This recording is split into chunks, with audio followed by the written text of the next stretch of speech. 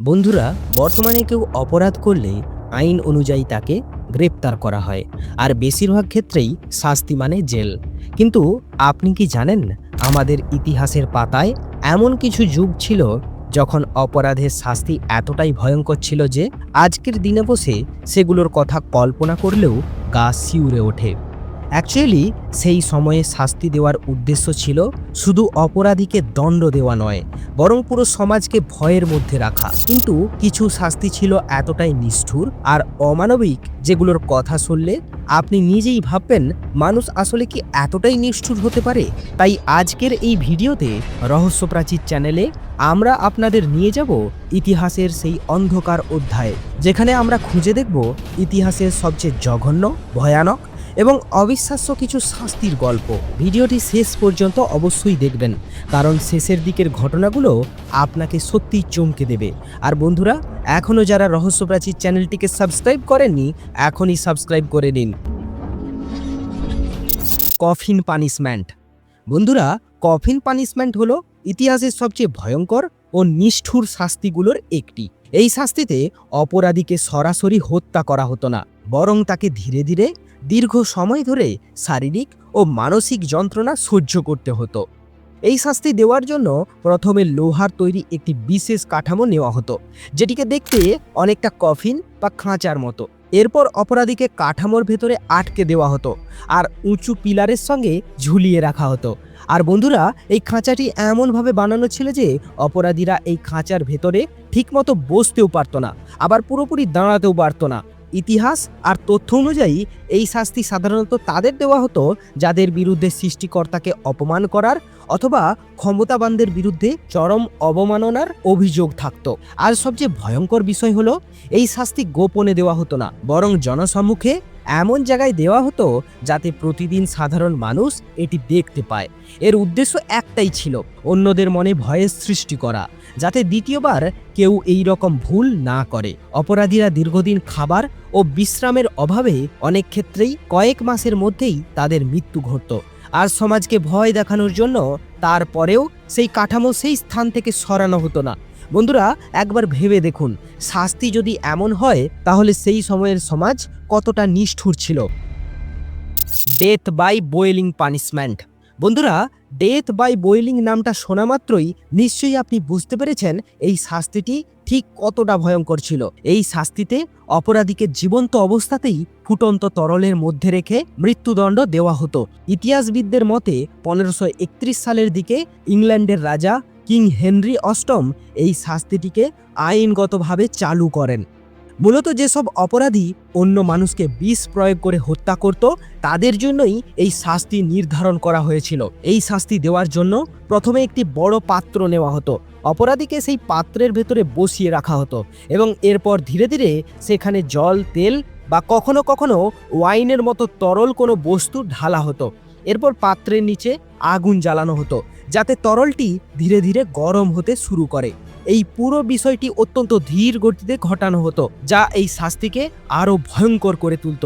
এই দৃশ্য এতটাই আতঙ্কজনক ছিল যে যারা নিজের চোখে এটি দেখত তারাও দীর্ঘদিন পর্যন্ত সেই ভয় ভুলতে পারত না। পরবর্তীতে এই ধরনের শাস্তির উদাহরণ ইউরোপের বিভিন্ন অঞ্চলে এবং মাঝে মাঝে এশিয়ার বেশ কিছু স্থানেও দেখা যায়। ডেথ বাই সোয়িং, অর্থাৎ করাত দিয়ে কেটে হত্যা করা। বন্ধুরা, আমরা যখন করাত শব্দটা শুনি তখন স্বাভাবিকভাবেই আমাদের মনে আসে কাঠ বা গাছ কাটার কথা। কিন্তু ইতিহাসের কিছু অন্ধকার অধ্যায়ে এই সাধারণ একটি যন্ত্রকেই ব্যবহার করা হয়েছে মানুষকে শাস্তি দেওয়ার ভয়ঙ্কর উপায় হিসেবে। এই শাস্তিটির নাম ছিল ডেথ বাই সোয়িং বা করাত দিয়ে কেটে হত্যা করা। এটি ইতিহাসের সবচেয়ে নিষ্ঠুর শাস্তিগুলোর মধ্যে একটি। এই শাস্তি দেওয়ার সময় অপরাধীকে একটি বিশেষ কাঠামোর সঙ্গে উল্টোভাবে বেঁধে রাখা হতো। এরপর দুই প্রান্তে দুই জল্লাদ মিলে সেই অপরাধী দুই পায়ের মাঝখানে করাত দিয়ে ঘষে ঘষে কেটে ফেলত।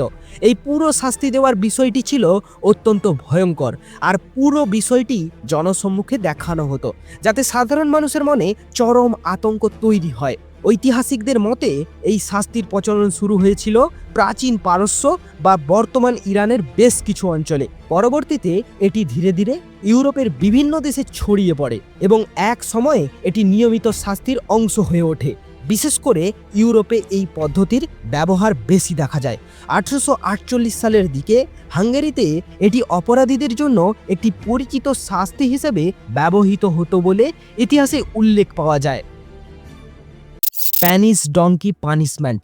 বন্ধুরা, ইতিহাসে এমন কিছু শাস্তির নাম আছে যেগুলো শুনলেই বোঝা যায় এই শাস্তিগুলোর পেছনে ছিল চরম নিষ্ঠুরতা। এই রকমই একটি শাস্তির নাম স্প্যানিশ ডঙ্কি পানিশমেন্ট, যেটি আবার অনেক জায়গায় উডেন ডঙ্কি পানিশমেন্ট নামেও পরিচিত। ঐতিহাসিক সূত্র অনুযায়ী 19 শতকের মাঝামাঝি সময়ে, বিশেষ করে বিভিন্ন সামরিক সংঘর্ষের সময়ে এই শাস্তির ব্যবহার দেখা যায়। মূলত বন্দী সৈনিক বা শত্রুপক্ষকে শাস্তি দেওয়ার জন্য এটি প্রয়োগ করা হতো। স্প্যানিশ ডঙ্কি ছিল কয়েক ফুট লম্বা কাঠের তৈরি একটি বিশেষ যন্ত্র, যার ওপরের অংশটি ছিল তীক্ষ্ণ ও সরু। এই যন্ত্রটি এমনভাবে ডিজাইন করা হয়েছিল যাতে শাস্তিপ্রাপ্ত ব্যক্তি দীর্ঘ সময় ধরে চরম অস্বস্তি ও যন্ত্রণা অনুভব করতে পারে। অপরাধী বা বন্দীকে এই কাঠামোর ওপর বসিয়ে তার দুই পায়ের সঙ্গে ভারী বস্তু ঝুলিয়ে দেওয়া হতো, যাতে শরীরের সমস্ত ওজন নিচে তীক্ষ্ণ অংশের ওপর পড়ে। এই শাস্তি অনেক সময় টানা কয়েক ঘন্টা ধরে চলত, আর শাস্তিটি ঠিকভাবে কার্যকর হচ্ছে কিনা তা দেখার জন্য সামনে প্রহরী রাখা হতো। ইতিহাসবিদদের মতে এই শাস্তি শুধু শাস্তি হিসেবেই ছিল না, কখনো কখনো মৃত্যুদণ্ড হিসেবেও ব্যবহৃত হয়েছে। এমনকি যারা অল্প সময়ের জন্য এই শাস্তির শিকার হতো, তারা অনেকেই পরবর্তী জীবনে স্বাভাবিকভাবে চলাফেরা করতে পারত না। বন্ধুরা, এই শাস্তির কথা ভাবলেই একটা প্রশ্ন আমার মাথায় আসে, মানুষের চিন্তাভাবনা কতটা নির্মম হলে এমন শাস্তির ধারণা তৈরি হতে পারে। Head crusher. বন্ধুরা, এখন যে ভয়ঙ্কর টর্চার ডিভাইসটির কথা বলবো তার নাম হেড ক্রাশার। নাম শুনেই আন্দাজ করা যায় এটি ইতিহাসের সবচেয়ে নিষ্ঠুর যন্ত্রগুলোর একটি। এই যন্ত্রটি মূলত তৈরি করা হয়েছিল শত্রুদের কাছ থেকে গোপন তথ্য আদায় করার জন্য। পরবর্তীতে এটি শাস্তি দেওয়ার পাশাপাশি মৃত্যুদণ্ড কার্যকর করার কাজেও ব্যবহৃত হয়েছে। ঐতিহাসিক তথ্য অনুযায়ী মধ্যযুগে ইউরোপের বেশ কিছু অঞ্চলে, বিশেষ করে স্পেন ও পর্তুগালে এই যন্ত্রের ব্যবহার বেশি দেখা যায়। অ্যাকচুয়ালি সেই সময়ে ধর্মীয় ক্ষমতার অপব্যবহার করে অনেক মানুষকে নির্দিষ্ট কোনো ধর্মের মতাদর্শ মানতে বাধ্য করা হতো। যারা সেই মতের বিরোধিতা করত অথবা বিজ্ঞান, যুক্তি কিংবা নতুন চিন্তাধারা নিয়ে কথা বলতো, তাদের অনেককেই এই শাস্তির মুখোমুখি হতে হয়েছে। হেড ক্রাশার ছিল লোহার তৈরি একটি যন্ত্র, যার মধ্যে অপরাধীর মাথা স্থির করে রাখা হতো। এরপর উপরের অংশটি ধীরে ধীরে চেপে ধরা হতো। এই প্রক্রিয়াটি এতটাই ভয়ঙ্কর ছিল যে অনেক ক্ষেত্রেই শাস্তির শুরুতেই মানুষ হার স্বীকার করে নিত, আর যাদের ক্ষেত্রে মৃত্যুদণ্ড নির্ধারিত থাকতো তাদের জন্য এই যন্ত্রটি শেষ পর্যন্ত ব্যবহার করা হতো। ইতিহাসবিদদের মতে প্রায় 1400 সালের আশেপাশের সময় পর্যন্ত এই ধরনের শাস্তির ব্যবহার দেখা যায়। বন্ধুরা, একবার ভেবে দেখুন, ধর্ম, ক্ষমতা আর ভয়ের মিশ্রণে মানুষ কতটা অমানবিক হয়ে উঠতে পারে। লিঞ্চি। ইতিহাসে এমন কিছু শাস্তি আছে যেগুলো শুধু নিষ্ঠুরই নয়, বরং মানবিকতার সব সীমা অতিক্রম করে ফেলেছিল। এই রকমই একটি ভয়ঙ্কর শাস্তির নাম লিঞ্চি, যাকে অনেক সময় ডেথ বাই 1000 কাটস নামেও ডাকা হয়। ইতিহাসবিদদের মতে এই শাস্তির প্রচলন দেখা যায় প্রাচীন চীনে। এই শাস্তি সাধারণত তাদের দেওয়া হতো যারা বিশ্বাসঘাতকতা করেছে অথবা ইচ্ছাকৃতভাবে অন্য মানুষের জীবন নষ্ট করেছে বলে অভিযুক্ত ছিল। তৎকালীন সমাজে এই শাস্তিকে সবচেয়ে কঠোর দণ্ডগুলোর একটি হিসেবে ধরা হতো। লিঞ্চি পদ্ধতিতে অপরাধীকে একটি নির্দিষ্ট স্থানে বেঁধে রাখা হতো এবং দীর্ঘ সময় ধরে এই শাস্তিটি দেওয়া হতো।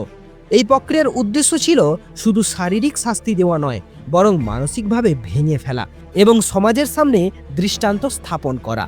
এই শাস্তি চীনের বাইরেও বেশ কিছু অঞ্চলে দেখা গেছে, তবে সবচেয়ে বেশি ও নিয়মিতভাবে এর ব্যবহার ছিল চীনেই। পরবর্তীতে মানবাধিকার ও আইন ব্যবস্থার উন্নতির সঙ্গে সঙ্গে এই ধরনের শাস্তি সম্পূর্ণভাবে বিলুপ্ত হয়ে যায়। ইম্পালমেন্ট পানিশমেন্ট। বন্ধুরা, ইতিহাসের সবচেয়ে ভয়ঙ্কর শাস্তিগুলোর কথা বলতে গেলে ইম্পালমেন্ট নামটি আলাদা করে উল্লেখ করতেই হয়। ইতিহাসবিদদের মতে এই শাস্তির ব্যবহার দেখা যায় প্রাচীন আসিরিয়া, পারস্য এবং পরবর্তীতে ইউরোপের বেশ কিছু অঞ্চলে। বিশেষ করে মধ্যযুগে এই পদ্ধতির নাম সবচেয়ে বেশি আলোচনায় আসে। এই শাস্তি দেওয়ার জন্য একটি লম্বা ও শক্ত কাঠ বা দণ্ড ব্যবহার করা হতো, যেটি নিচে মাটিতে স্থির করে রাখা হতো। আর পুরো শাস্তির বিষয়টি অত্যন্ত ধীর গতিতে সম্পন্ন করা হতো, যাতে শাস্তির ভয় আরও গভীরভাবে মানুষের মনে বসে যায়। ইম্পালমেন্ট সাধারণত দেওয়া হতো বিদ্রোহ, বিশ্বাসঘাতকতা অথবা রাষ্ট্রের বিরুদ্ধে গুরুতর অপরাধের অভিযোগে। ভাবুন তো এটি কতটা ভয়ানক। বন্ধুরা, আজ এই পর্যন্তই। আর এখনো পর্যন্ত যারা রহস্যপ্রাচীর চ্যানেলটিকে সাবস্ক্রাইব করেননি, তারা অবশ্যই সাবস্ক্রাইব করে আমাদের সাথেই থাকবেন, কারণ সামনে আমরা নিয়ে আসছি আরও রহস্যময়, অজানা এবং বাস্তব ইতিহাসের এমন অনেক গল্প, যেগুলো আপনাকে ভাবতে বাধ্য করবে। ভিডিওটি যদি ভালো লেগে থাকে তাহলে একটি লাইক দিয়ে আপনার মতামত কমেন্টে জানাতে ভুলবেন না। দেখা হবে খুব শীঘ্রই নতুন একটি রহস্যময় ভিডিও নিয়ে। ততক্ষণ পর্যন্ত ভালো থাকুন, সুস্থ থাকুন। ধন্যবাদ।